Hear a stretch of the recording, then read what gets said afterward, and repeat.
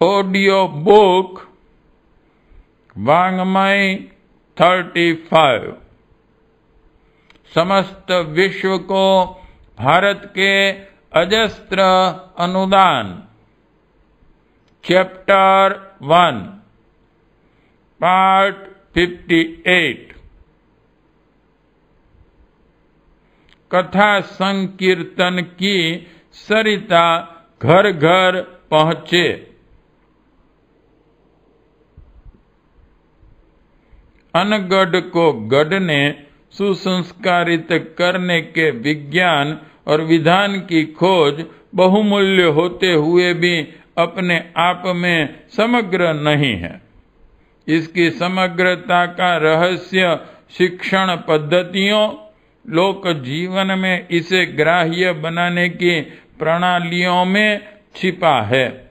अपनी शुरुआत से आदमी में सीखने सिखाने की लगन रही है। शिक्षण तंत्र के ढांचे का विकास और विस्तार इसी की उपज है। गुरुकुल आरण्यकों के गठन के पीछे यही भाव रहा है।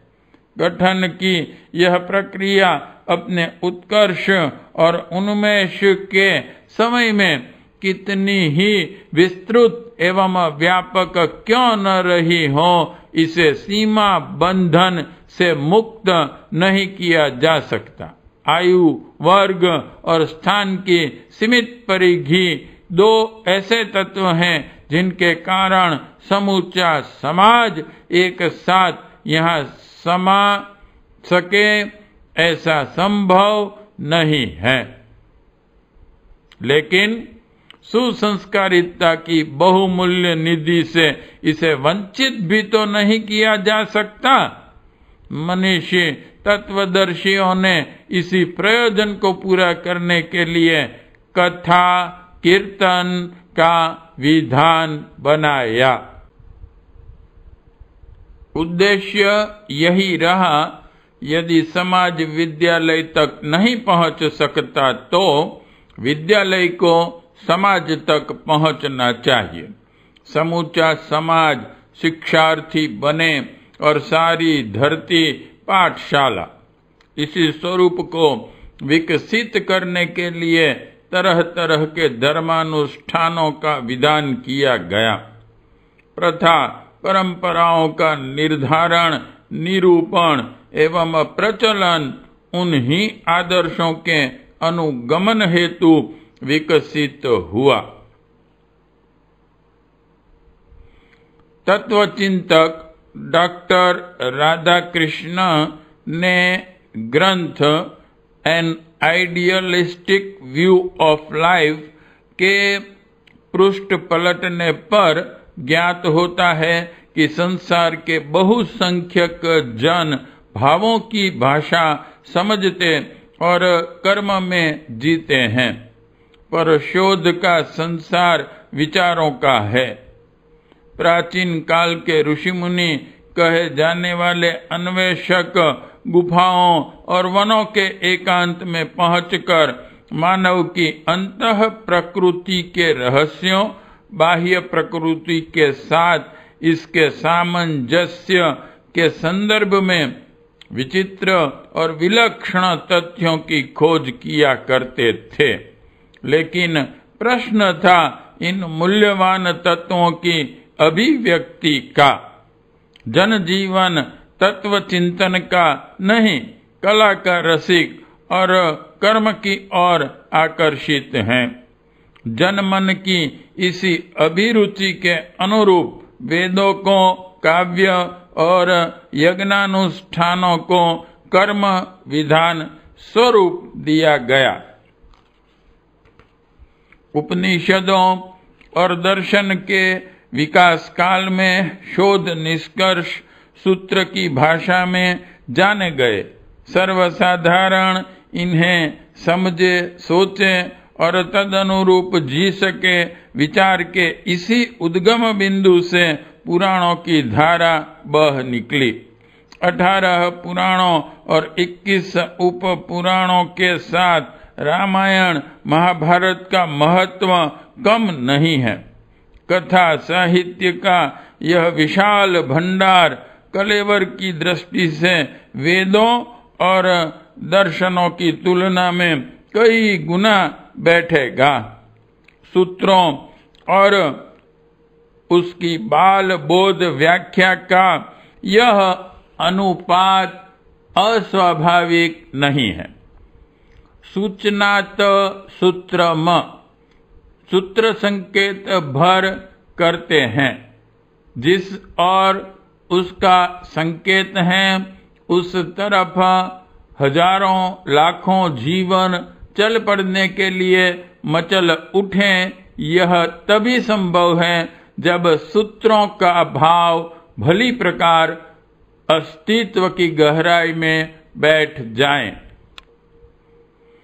अस्तित्व के कपाट खुले नहीं रहते, इन्हें खोलना पड़ता है, और यह खोलने की क्रिया अपने आप में कला है।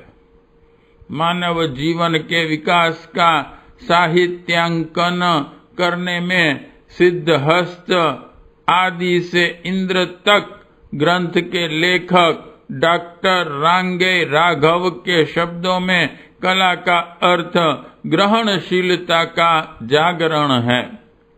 कलात्मकता की सार्थकता संपर्क में आने वाले मनों को बराबर अपनी ओर खींच घसीट लेती हैं।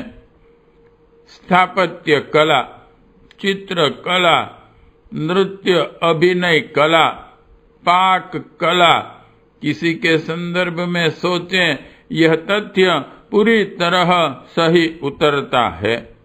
पर कला अपने आप में पूर्ण नहीं, किसी न किसी तरह दर्शन का अवलंबन आश्रय अनिवार्य होता है। क्रिया कला के लिए आधुनिक युग का यह विचार अपरिपक्व और उथली सोच का परिणाम है। रोजमर्रा में काम आने वाली पाक कला के विषय में सोचें तो तरह तरह के व्यंजनों का सुस्वादु भंडार देखकर किसी के मुंह में पानी आ जाना सहज है। वाणी की सामर्थ्य बनाने वाले की प्रशंसा में बह निकलती हैं, परंतु यदि इन व्यंजनों में जहर मिला हो तो परिणाम रोग शोक मृत्यु के सिवा और कुछ न होगा। अतः एवं महत्वपूर्ण है पाक कला के विशेषज्ञ के विचार और भाव क्या है। कलाकृति की सार्थकता इसी पर निर्भर करती है। साहित्य कलाओं में श्रेष्ठतम है। इस पर समाज का जीवन और उसका मानसिक स्वास्थ्य टिका है। पुराण काल इस तथ्य से भली प्रकार अवगत थे। उन्हें भली प्रकार मालूम था दर्शन विचारों की अनुभूति और कला विचारों की अभिव्यक्ति। यदि कलाकार में सद्विचारों का प्रस्फुटन पल्लवन न हुआ तो उसकी समूची कलात्मक प्रतिभा समाज को ग्रहणशील भले बना दे, पर उसमें प्राण और प्रेरणा नहीं भर सकती। प्रशंसा प्रोत्साहन और उपाधियों के ढेर पाकर भी वह पीड़ा और पतन देने वाली सिद्ध होगी। ऋषि गणों की प्रेरणा का संचार करने वाले कथा और कीर्तन में कला के रहस्य लोक चेतना का विज्ञान संजोया है। पुराणों में धर्म धारणाओं और धर्म कृत्यों दोनों का सगुम्फन है, समायोजन एवं समावेश है। पुराण कथाओं के विराट विस्तृत तंत्र का सार संक्षिप्त महत्व एवं मंत्र यही है। मानव की आस्थाओं एवं उसके आचरण दोनों को साथ साथ उत्कृष्ट बनाए रखा जाए। उत्कृष्टता की दिशा में बढ़ने की पग पग पर प्रेरणा दी जाए। रीति रिवाजों, नियम, मर्यादाओं का आचार परक एवं व्यवहार परक शिक्षण भली प्रकार हो सके, कथा साहित्य का यही उद्देश्य रहा है। कथाओं का प्रारंभिक विवरण वैदिक आख्यायिकाओं में भले मिले, पर इसके विकास को वाल्मीकीय रामायण की रचना में ढूंढा जा सकता है। मर्यादाओं के पालन और रक्षण का लव कुश द्वारा राम की यज्ञ सभा में किए गए गान ने सभी को मर्माहित कर दिया था। मर्यादा पुरुषोत्तम की आदर्श निष्ठा अपनाने के लिए अगणित मन आकुल आतुर हो उठे। इसी बड़ी आकांक्षा ने देव भाषा और आंचलिक भाषाओं में 90 रामायणों को जन्म दिया। गोस्वामी तुलसीदास का रामचरितमानस तो लोक जीवन का कंठाहार बनी हुई है। जहाँ राम कथा ने जन जीवन में मर्यादाओं का रोपण किया, वहीं श्रीमद् भागवत ने संवेदनाओं के अंकुरण की महत्वपूर्ण भूमिका निभाई। इसका प्रारंभ भले ही शुकदेव के वाचन और परीक्षित के श्रवण और मोक्ष से हुआ है, पर इस कथा मंदाकिनी में अब तक न जाने कितने परीक्षित मुक्त हुए और हो रहे हैं। मृत्यु का रहस्य बताने और शोक निवारण में हरिवंश पुराण का महत्व कम नहीं है। अन्य पुराण कथाएं भी जीवन रहस्य का बोध कराती हैं। महाभारत तो कथा शैली में ज्ञान का विश्व कोश ही है। यों कथाओं के प्रचलन अन्य धर्मों में भी ढूंढे जा सकते हैं। बाइबिल के उपदेश कथा भंडार ही हैं। छोटी छोटी कथाओं के माध्यम से तत्वों का स्पष्टीकरण है। जैन कथाओं और बौद्ध जातक कथाओं की शैली भी यही है। हो भी क्यों न, तत्वोपदेश के साथ ही श्रोता के मन में प्रश्न उठता है, इसे किसी अन्य ने भी पालन किया है? यदि किया है तो किस तरह? अन्यथा हम भी भोग विलास को छोड़कर आदर्श मार्ग पर क्यों चले?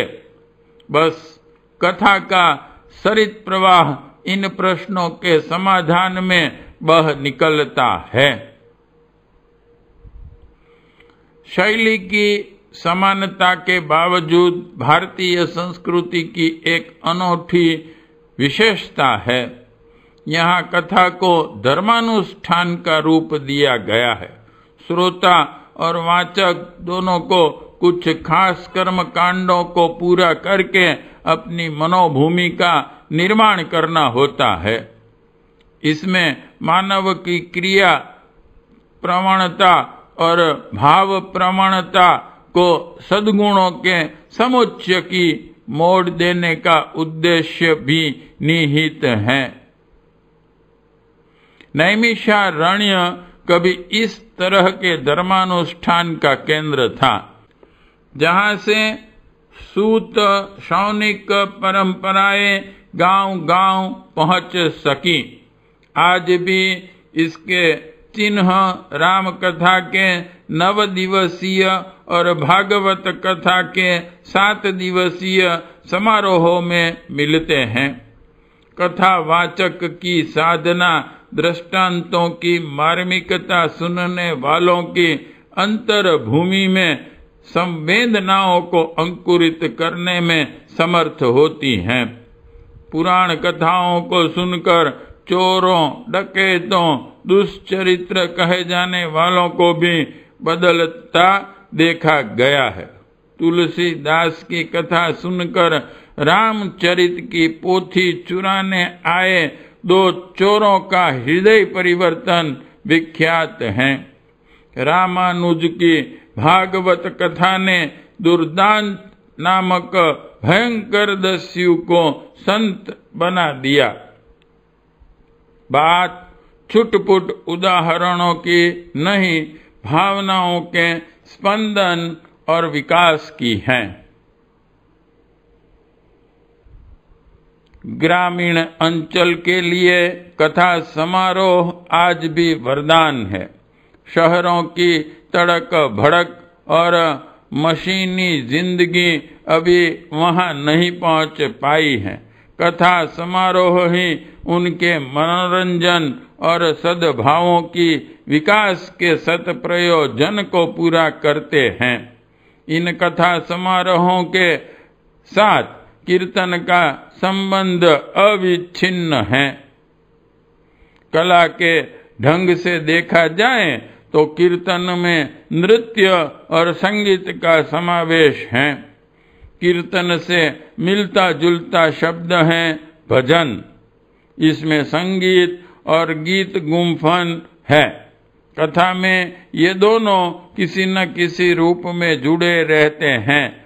भजन में जहाँ सिर्फ कुछ जानकार गायकों की टोली भाग लेती है, वहीं कीर्तन में समूचा जन समूह सम्मिलित हो जाता है। इसमें संवेदनाओं के नर्तन और भावनाओं के उफान को देखा जा सकता है। यह प्रक्रिया मनुष्य के भावोल्लास को विकसित करने में सहायक है। वहीं इसमें कुछ मनोवैज्ञानिक रहस्य जुड़े हैं, जिन हांडों को रचना साइकोलॉजी विथ सॉल के विचारों के साथ अपने को करें तो पाते हैं मनोव्यथाएं व्यक्तित्व की टूटन, दरारें, भावातिरेक दमन का परिणाम है। मशीनी जिंदगी जी रहा इंसान न तो खुलकर हंस सकता है और न रो सकता है। बस घुटन, सिसकन, तड़पन ही उसके पल्ले पड़ी है। कीर्तन भावों के विरेचन रूपांतरण की गहरी प्रक्रिया है। इसे जन आंदोलन बनाने में चैतन्य महाप्रभु के गौड़ीय संप्रदाय और महाराष्ट्र के वारकरी संप्रदाय का विशेष योगदान है। कीर्तन भगवान के नाम रूप गुण लीला का उल्लास गान है। इसके माध्यम से भक्त अपने अस्तित्व को गुणों के समुच्चय में उड़ेलता और तादात्म्य की अनुभूति कर स्वयं गुणवान बनता है। इसी उपलब्धि को बताते हुए भागवतकार ने कहा है, श्रीमद् भगवत 12/3/51, कल्मश भरा होने पर भी कली का महान गुण है। इसमें मनुष्य की कीर्तन करके पूर्ण पुरुष कृष्ण के संग की प्राप्ति कर मुक्त हो सकता है। इसका शास्त्रीय आधार खोजें तो 4 पद्धतियों का विवरण मिलता है। 1. हनुमदीय, 2. शांभवी, 3. नारदीय, 4. वैयासकीय। प्रमोन्मत्त होकर स्वर ताल की बात भूल उदाम नृत्य करते जो कीर्तन किया जाता है, वह हनुमदीय पद्धति है। स्वर ताल के साथ लास्य या तांडव नृत्य करते हुए नृत्य नियमों के साथ किया जाने वाला कीर्तन शांभवी पद्धति है। वाद्यों के साथ अथवा बिना वाद्य के बैठे हुए अथवा खड़े हुए भगवान नाम का संकीर्तन नारदीय पद्धति है। बीच बीच में नाम ध्वनि, पद कीर्तन और भगवान और उनके भक्तों की कथा चलती रहे, यह वैयासकीय पद्धति है।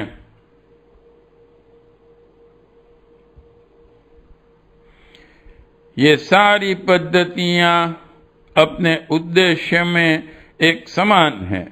निम्न भावों का उच्च भावों में परिवर्तन, भावों के स्रोत से घनीभूत हो जाना। चैतन्य महाप्रभु के कीर्तन ने जदाई मदाई जैसे दस्युओं का जीवन बदल डाला। उनका स्वर था, वैष्णवों में कोई ऊंच नीच नहीं। यही कारण था उनके द्वारा चलाए इस जन आंदोलन में हिंदू मुसलमान बिना किसी भेद के सम्मिलित थे। महाराष्ट्र में कीर्तन की बाढ़ से स्नात कर अनेकों जीवनों को गढ़ने संवारने वाले संत तुकाराम की वाणी सुनो। कथा त्रिवेणी संगम देव भक्त आणी नाम, तेथिंग चे उत्तम चरण रज वंदिताम। जलती दोषाम चे डोंगर, शुद्ध होती नारी नर। गाती एकती सादर जे पवित्र हरि कथा। हरि कीर्तन में भगवान, भक्त और नाम का त्रिवेणी संगम होता है। वहाँ की उत्तम पद रज वंदनीय है। दोषों के पहाड़ जल जाते हैं। जो हरि कथा गाते और सुनते हैं वे नर नारी पवित्र और शुद्ध हो जाते हैं। तुकाराम, नरसिंह, मीरा, चैतन्य, तुलसी के स्वर और शिक्षण शैली के मूक होने का परिणाम जीवन का दुर्दशा के गर्त में चले जाना है। इसे परिमार्जित करने, नए सिरे से निर्धारण करने की अकुलाहट ने परम पूज्य गुरुदेव को प्रज्ञा पुराण की रचना करने को विवश किया। समय परिवर्तनशील है।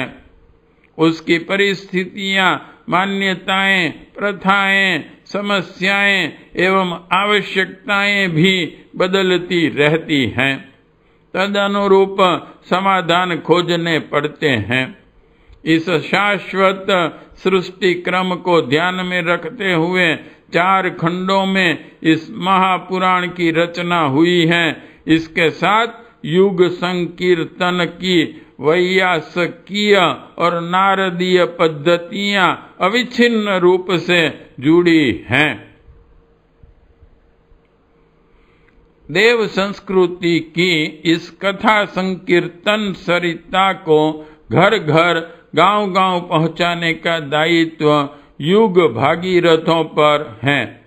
प्रज्ञा पुराण के इस धर्मानुष्ठान में आरंभ का एक दिन देव पूजन, व्रत धारणा, महात्म्य आदि के मंगलाचरण में लगाया जा सकता है। 4 दिन 4 खंडों के सार संक्षिप्त प्रातः सायं की 2 बैठकों में सुनाया जा सकता है। अंतिम दिन पूर्णाहुति का सामूहिक समारोह हो, जिसमें युग संकीर्तन के स्वरों के साथ शोभा यात्रा मिशन के बैनरों के साथ निकाली जा सकती है।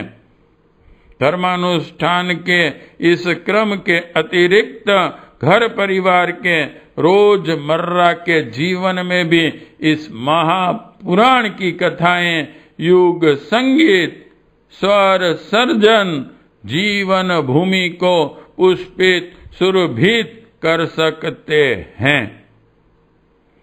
पार्ट 58 समाप्त।